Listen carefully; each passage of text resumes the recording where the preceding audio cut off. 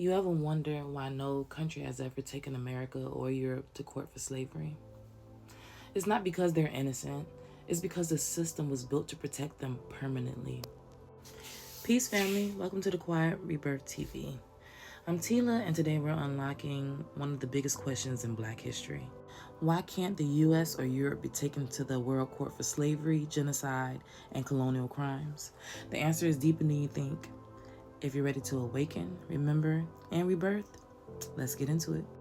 Part 1. The world was created by the same countries that did the crimes. Here's the first truth they try to hide. The countries that built the slave trade built the world court system. The US, Britain, France, Spain, Portugal, Belgium, and the Netherlands. These nations wrote the rules of international law after slavery ended. And guess what? They wrote it in a way to protect themselves. Part 2, there is no court that automatically has power over the West. There are two major world courts. Number 1, the International Court of Justice, or the ICJ. This court only handles country versus country, not people versus countries.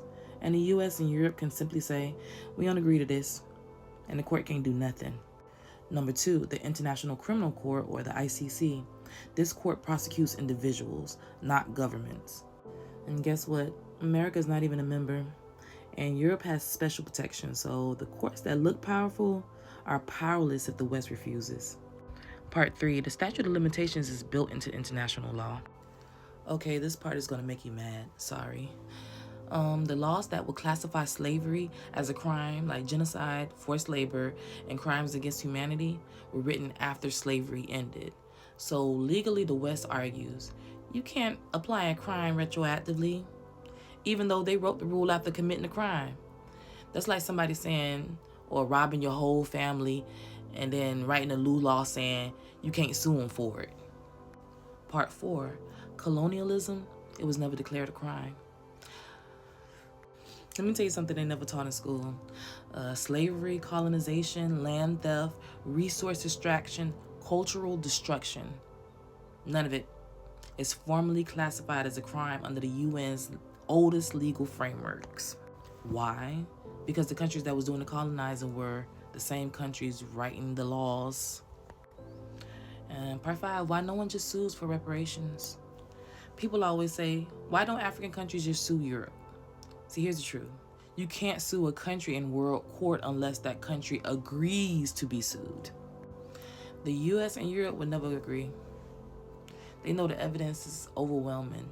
It's like over 12 million people trafficked, 97 trillion estimated stolen wealth, 400 years of unpaid labor, entire nations destroyed, cultural genocide, economic sabotage, modern day destabilization.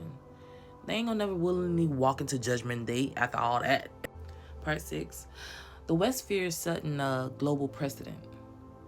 So if one African or Caribbean nation wins reparations in world court, it opens floodgates.